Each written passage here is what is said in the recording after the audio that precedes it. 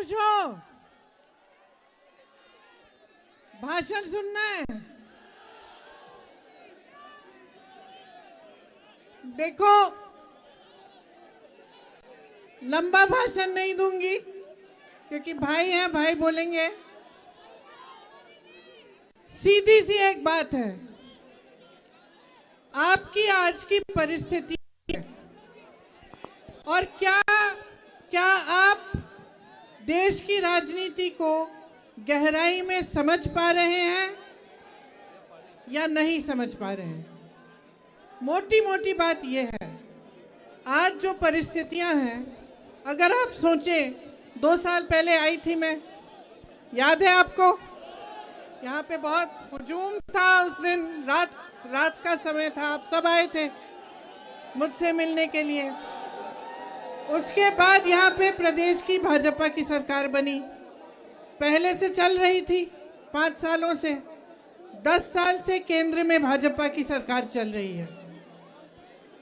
अब आप जब सरकार को देखते हैं कि 10 सालों से चल रही है और मीडिया के मेरे भाई बहन जो दिखाते हैं, तो आप देखते हैं कि कितने बड़े बड़े इवेंट हो रहे हैं। G20 हुआ कि नहीं हुआ? सबने कहा देश का मान सम्मान बढ़ रहा है इससे, और तरह तरह के इवेंट होते रहते हैं जिससे कहते हैं कि देश का मान सम्मान जुड़ रहा है और बन रहा है। ठीक है, हम भी देशवासी हैं, हम भी खुश होते हैं जब भी ऐसा कुछ होता है, लेकिन मैं पूछना चाहती हूँ, क्या देश का मान सम्मान, यहाँ जो खड़े नौजवान बच्चे हैं, जो हमारे पुलिस वाले यहाँ तैनात हैं, जो स्टूडेंट्स हैं, इनसे नहीं जुड़ा है? क्या देश का मान सम्मान आपकी महत्वाकांक्षाओं से, उम्मीदों से नहीं जुड़ा है? आपको रोजगार नहीं मिलना चाहिए? जब आपका मान सम्मान बढ़ेगा तभी देश का मान सम्मान बढ़ेगा।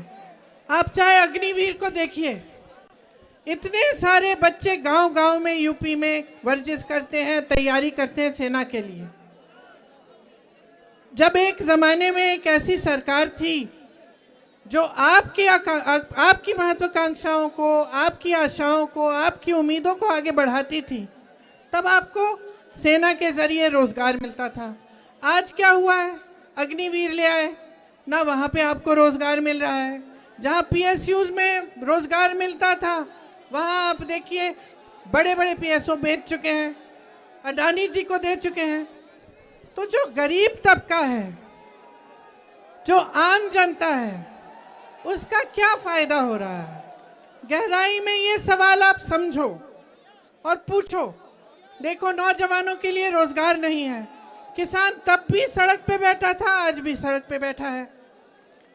गन्ने का जो खरीद का दाम है वो पिछले 8 सालों में 55 रुपए बढ़ा है, बस 55 रुपए। और आप बताओ, आप जब दुकान जाते हो सब्जी खरीदने, फल खरीदने, कुछ बनाना है घर पे, तो क्या होता है? आपको मिलता है? दाम कितने महंगे हो गए हैं, चाहे सरसों का तेल हो, चाहे गैस हो, चाहे सब्जी, टमाटर, आलू, कुछ भी हो। लेकिन जब आपकी बारी आती है तो आपका फायदा नहीं होता। चुनाव आने लगता है तो आपके लिए कह देते हैं लो एक बोरा राशन ले लो। तो जब तक आप गहराई में ये बात समझेंगे नहीं कि सरकार का कर्तव्य आपके लिए काम करने का कर्तव्य है, आपको रोजगार दिलवाने का, आपको मजबूत बनाने का, आपको शिक्षा के मौके दिलवाने का, जब तक आप इस बात को समझेंगे नहीं तब तक बदलाव नहीं आने वाला। तो मैं सिर्फ आपसे ही कहना चाहती हूँ कि अपनी भलाई देखो, अपने जीवन में आपका क्या अनुभव है उसको समझो और गहराई से समझो कि आज की राजनीति आपको गुमराह कर रही है। अब भैया बोलेंगे, ज्यादा लंबा नहीं बोलना चाहती मैं, लेकिन मैं आपसे ये उम्मीद जरूर रखती हूँ कि आप सोच समझ के आगे चलेंगे, अपने भविष्य के लिए अपना वोट देंगे। नमस्कार, आप सबका बहुत बहुत धन्यवाद। ऐसा स्वागत किया आपने, हमारा यात्रा का पूरा दम आपने यात्रा में डाल दिया।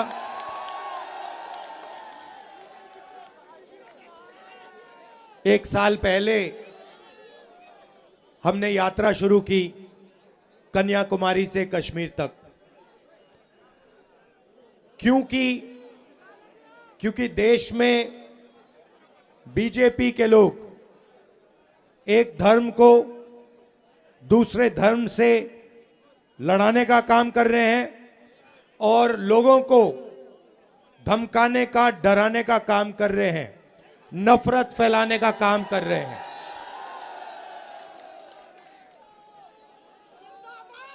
मैं आपसे पूछता हूं, अगर परिवार में लड़ाई होती है, भाई ठहर जाओ, अगर परिवार में लड़ाई होती है, एक भाई दूसरे भाई को मारता है, तो परिवार मजबूत होता है, कमजोर होता है? कमजोर होता है। तो अगर देश को कोई कमजोर करता है तो देशभक्त का काम क्या होता है? देश को बचाना, नफरत को मिटाना, डर को मिटाना, हिंसा को मिटाना। यही लक्ष्य भारत जोड़ो यात्रा का था। जो नफरत समाज में फैलाई जा रही है, उसके सामने यात्रा ने 4000 किलोमीटर, और सिर्फ मैं नहीं चला भाइयों और बहनों, लाखों लोग चले हैं। मीडिया में पूरा ब्लैकआउट कर दिया था, जैसे इस यात्रा को पूरा ब्लैकआउट कर दिया है। मगर देश के दिल के अंदर, आत्मा के अंदर, डीएनए के अंदर यात्रा का मैसेज गया, मोहब्बत का मैसेज गया, नफरत के खिलाफ मैसेज गया, और इससे देश मजबूत हुआ। जैसे ऐसी भीड़ है, वैसे ही यात्रा में मैं चल रहा था, भीड़ थी। एक व्यक्ति को मैंने देखा, उधर से आने की कोशिश कर रहा था, पुलिस वालों ने उसको मारा, गायब हो गया। फिर वो दूसरी साइड से आया, फिर पुलिस वाले जो रूट को बनाते हैं उन्होंने मारा उसको, फिर गायब हो गया। तीसरी बार मैंने उसको यहां देखा, पुलिस वालों को धकेल के, अकेला 10-15 पुलिस वालों को धकेल के मेरे सामने खड़ा हो गया पिछली यात्रा में, और कहता है सुनो, मेरे सामने आके खड़ा हो जाता है, ऐसे कहता है, मैं जानता हूं तुम क्या कर रहे हो, मैं जानता हूं तुम क्या कर रहे हो। मैंने कहा भाई इसको क्या हो गया? मैंने उसको बुलाया, मैंने कहा इधर आओ, थोड़ा रिलैक्स करो। फिर कहता है मुझे, मैं जानता हूं आप क्या कर रहे हो, आप नफरत के बाजार में मोहब्बत की दुकान खोल रहे हो। मतलब नारा हमने नहीं दिया, नारा भीड़ के दिल में से निकला है, और भीड़ और जनता समझ गई कि भारत जोड़ो यात्रा क्या करने की कोशिश कर रही है, भारत को जोड़ने की कोशिश कर रही है। अब पहली यात्रा में से एक सवाल उठा, और मैंने बहुत सारे लोगों से कहा, पूछा, देश में नफरत फैल रही है, और मैंने पूछा क्यों फैल रही है, इसका कारण क्या है? और मैंने ये सवाल हजारों लोगों से पूछा होगा। भाई नफरत फैलाई जा रही है, हिंसा फैलाई जा रही है, इसका कारण क्या है? नहीं, वोट बैंक नहीं है भाइयों बहनों, आप गलत फहमी में मत रहो, वोट बैंक नहीं है ये। और हिंदुस्तान की जनता ने ये मुझे बताया, किसानों ने, मजदूरों ने, राहुल जी, हिंसा और नफरत का कारण अन्याय है। हिंदुस्तान के सब गरीब लोगों के साथ 24 घंटा इस देश में अन्याय होता है।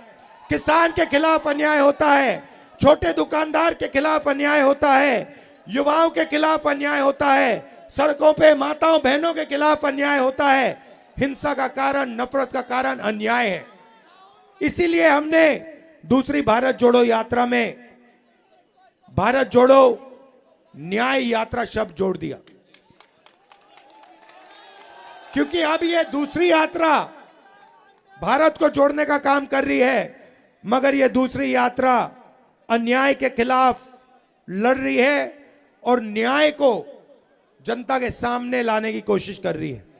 अब मैं आपसे एक सवाल पूछना चाहता हूं, यहां पे शांत हो जाएं थोड़ा, यहां पे बहुत सारे लोग हैं, यहां पे हिंदुस्तान में पिछड़े लोगों की कितनी आबादी है?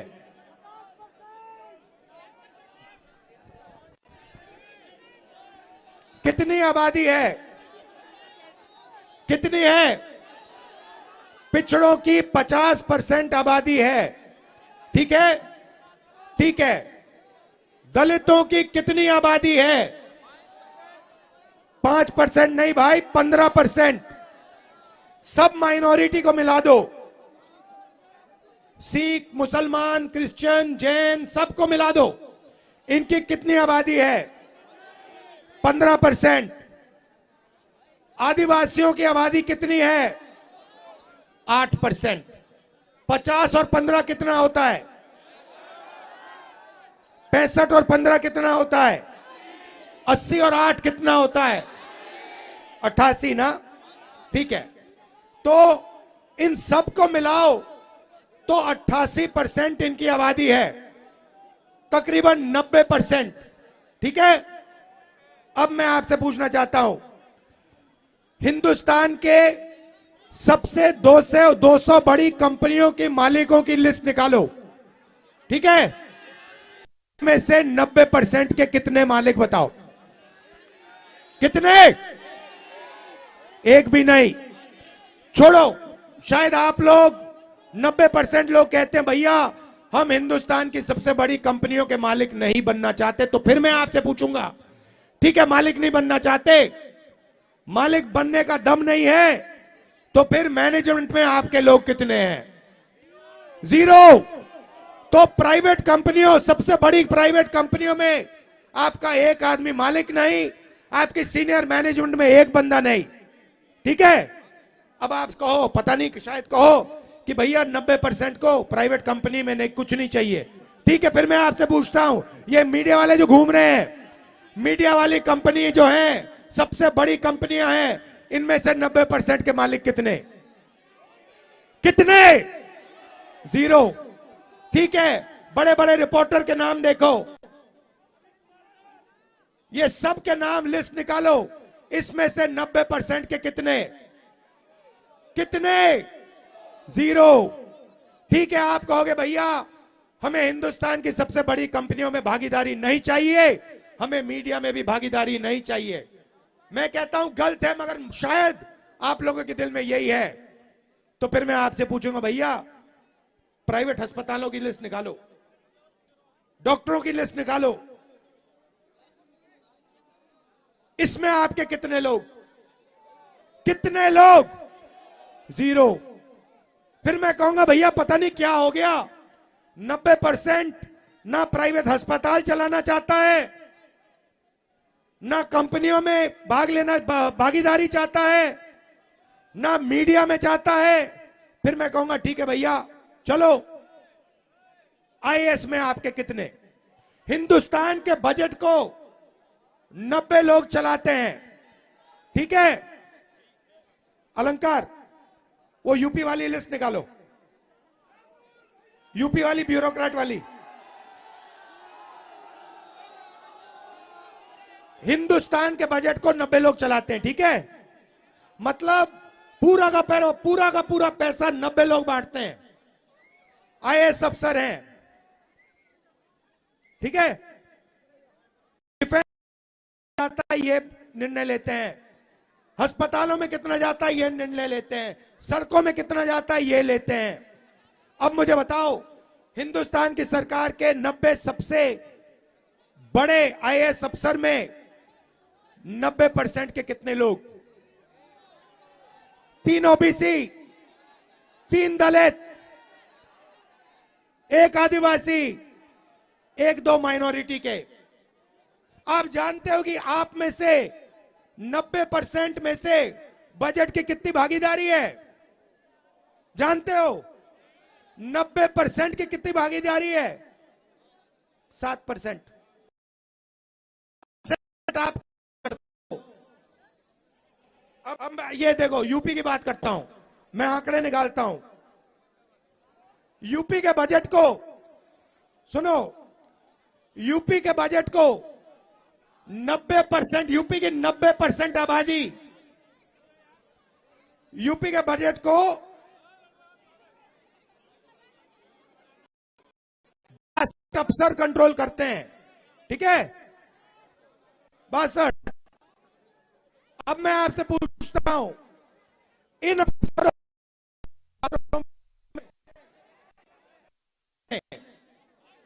यूपी बताओ, मैं आपको बताता हूं भाइयों, मैं बताता हूं, ओबीसी की भागीदारी यूपी के बजट में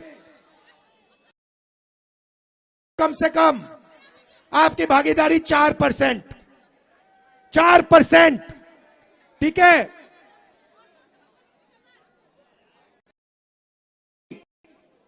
6%, भाई आदि अलंकार पकड़ो, मतलब भी भागीदारी नहीं है। अगर आप समझना चाहते हो कि 90% लोग कहां काम करते हैं,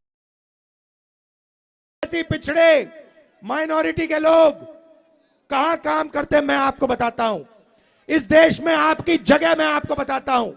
आप मनरेगा की लिस्ट निकालो, उसमें आपको सब पिछड़े दिख जाएंगे, सब दलित दिख जाएंगे, सब आदिवासी दिख जाएंगे, सब माइनॉरिटी दिख जाएंगे। आप कॉन्ट्रैक्ट लेबर की लिस्ट निकालो, शानदार, बिल्कुल शानदार, क्योंकि सच है, सच शानदार होता है।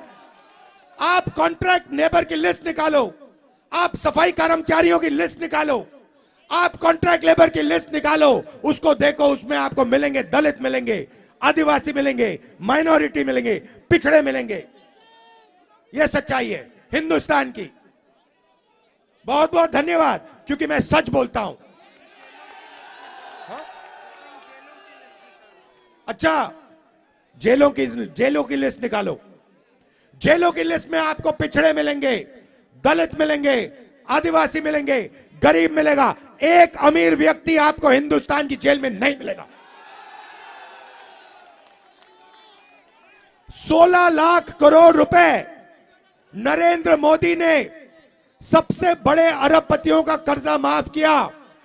मुझे बताओ, मजदूरों का कितना कर्जा माफ किया, किसानों का कितना माफ किया, बेरोजगारों का कितना माफ किया? 1 रुपया नहीं माफ किया। तो ये भाई और बहनों हो रहा है, 1% के हाथ में पूरा का पूरा है। एक बात मैंने नहीं कही, इसमें गरीब जनरल कास्ट के भी बेचारे लोग हैं, उनको भी कुछ नहीं मिलता, वो भी बैठे हुए देखते रहते हैं, ठीक है। तो हो क्या रहा है, एक तरफ नरेंद्र मोदी जी बैठे हैं, दूसरी तरफ अदानी बैठा है, तीसरी तरफ अमित शाह बैठा है। अब समझना चाहते हो क्या हो रहा है हिंदुस्तान में?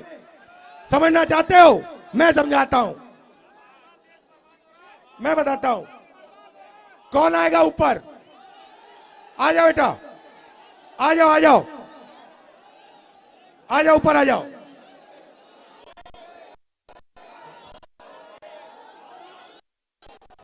हिंदुस्तान सरकार का पूरा काम आपको 1 मिनट में समझाने जा रहा हूं।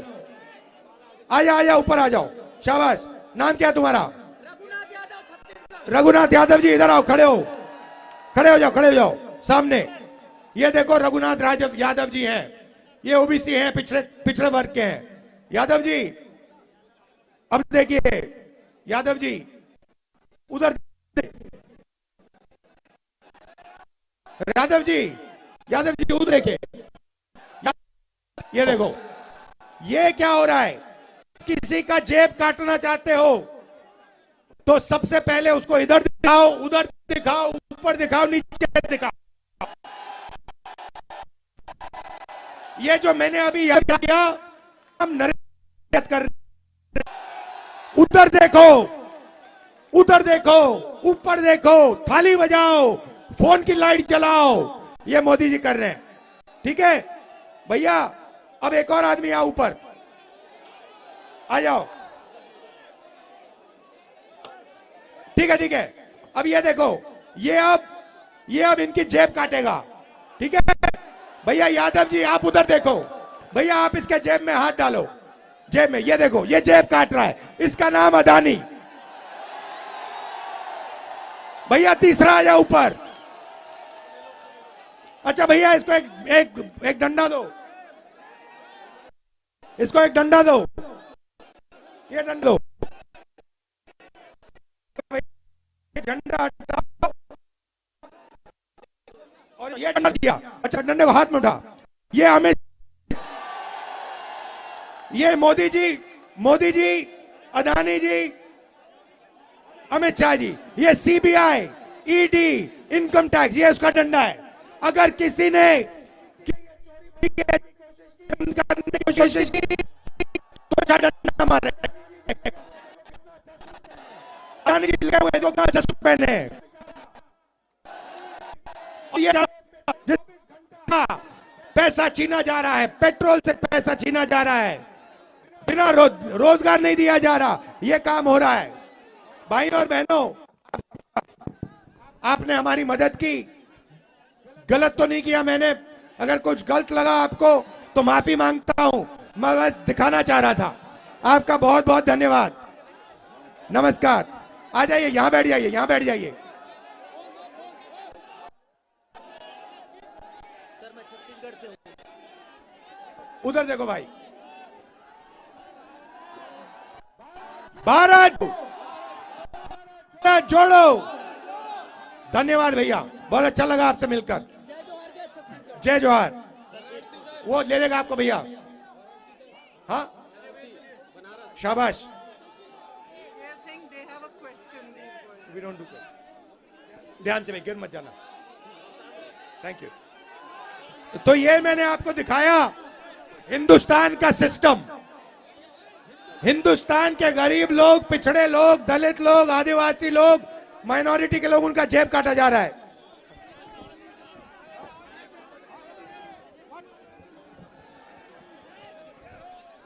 जेब काटा जा रहा है। अब देखो, आखिरी बात आपसे कहना चाहता हूं। यहां पे ये जो पुलिस वाले बैठे हैं, सबसे पहले मैं आपका धन्यवाद करना चाहता हूं। आपने आज धक्के खाए और जो आपको धक्के लगे उसके लिए मैं माफी मांगता हूं। मगर ये जो है पुलिस वाले, भैया धकेलो मत भाई, दब जाएंगे। ये जो पुलिस वाले हैं, ये पुलिस में जब जाते हैं तो ये देश सेवा करने के लिए जाते हैं। सही, ये देश सेवा करने के लिए जाते हैं। ऐसे ही लाखों लोग सुबह उठ के 5 बजे सुबह रनिंग करते हैं, पुशअप करते हैं, पुलअप करते हैं सेना में जाने के लिए।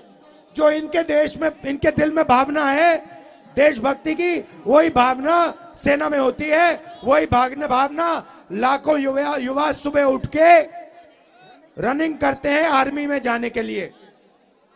सही। अब देखिए उनके साथ क्या किया गया। अभी पेपर आउट भी बोलूंगा। ये लाखों लोग सुबह उठते हैं, सेना में जाने की कोशिश करते हैं। अब नरेंद्र मोदी जी नई योजना लाए हैं, अग्निवीर। अग्निवीर कहती है कि हिंदुस्तान में 2 तरीके के शहीद होंगे। एक होगा जनरल रेगुलर आर्मी वाला, अगर वो शहीद होगा उसे शहीद का दर्जा मिलेगा। और दूसरा होगा अग्निवीर, अगर वो शहीद होगा उसे कोई शहीद का दर्ज नहीं मिलेगा, उसको उसकी लाश को वापस घर भेज दिया जाएगा। उसे ना कोई, उसके परिवार को ना कोई पेंशन मिलेगी, ना कोई मदद मिलेगी, और उसको शहीद का दर्जा नहीं मिलेगा। भाई और बहनों, ये शर्म की बात है।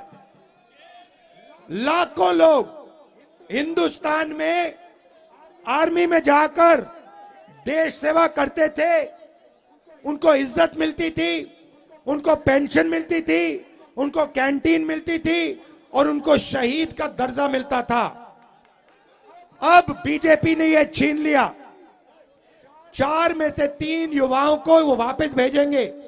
और आप देख लेना, लिख के ले लो, वो जो वापस आएंगे ना, वो सारे के सारे जो अग्निवीर निकाले जाएंगे, वो सारे के सारे गरीब होंगे। उनमें से एक अमीर बंदा नहीं निकाला जाएगा। एग्जाम के बाद आप जानते हो ये नया धंधा चला है, आपसे एग्जाम कराते हैं, आप पढ़ाई करते हो, आप अपना पैसा निकाल के प्राइवेट कॉलेज यूनिवर्सिटी में ट्यूशन सेंटर में डालते हो, उसके बाद सुबह उठते हो, एग्जाम करने जाते हो, वहां पे एग्जाम में आपको किसी और का मोबाइल फोन दिखता है, उस पे पूरा का पूरा क्वेश्चन पेपर दिखाई दे जाता है। ये इसका लक्ष्य क्या है कि ये जो रोजगार मांग रहे हैं, सरकारी जॉब मांग रहे हैं, इनका टाइम जाया करो, इनका बेवकूफ बनाओ। भाई और बहनों, ये काम सरकार ही करा रही है, ये काम पेपर लीक का काम यही लोग करा रहे हैं जो आपको रोजगार नहीं देना चाहते हैं। ये सच्चाई है। और रोजगार पैदा हो ही नहीं सकता। क्यों? क्योंकि अदानी जी को पूरा का पूरा दे दिया, और ये जो छोटे व्यापारी हैं, जो छोटे बिजनेस चलाते हैं, हैंडीक्राफ्ट के लोग हैं, ब्रास वाले लोग हैं, ये जो लोग हैं, इनको बर्बाद कर दिया। जीएसटी से, नोटबंदी से इनको खत्म कर दिया। आजकल क्या हो रहा है, चाइना का माल यहां आ रहा है। ये मोबाइल फोन जो है ये चाइना का है, ये चाइना का माल यहां आ रहा है। बड़े बड़े उद्योगपति इसको यहां बेच रहे हैं, आप लोग खरीद रहे हो। हिंदुस्तान के युवाओं को रोजगार नहीं मिल रहा। ये मोबाइल फोन दो मुझे एक, ये देखो, ये है मेड इन चाइना। मैं चाहता हूं इससे चाइना के युवाओं को फायदा होता है, और इससे अदानी जैसे अरबपतियों को फायदा होता है। चाइना का माल यहां बेचते हैं। मैं चाहता हूं सबसे पहले कि हिंदुस्तान के युवा इस फोन को हिंदुस्तान में बनाएं। और एक दिन ऐसा है, प्रियंका माइक पकड़ो, एक दिन ऐसा है कि मैं यहां अलीगढ़ आऊं 10 साल बाद, 6 साल बाद, और इसके फोन के पीछे देखूं लिखा हो मेड इन अलीगढ़। और फिर यहां आऊं और यहां पे 10 युवाओं को कहूं, यार बेटा इधर आओ, वो ऊपर आए, मैं कहूं क्या करते हो भैया, हम मोबाइल टेलीफोन अलीगढ़ में बनाते हैं, मेड इन अलीगढ़ लिखते हैं, वहां पे चाइना का युवा हमारा फोन का इस्तेमाल करता है। ये होना चाहिए हिंदुस्तान में, और ये हम सब मिलकर 90% लोग ये सब मिलकर काम करने जा रहे हैं। आप सबका बहुत बहुत धन्यवाद। जय हिंद, नमस्कार। न्याय का हक मिलने तक।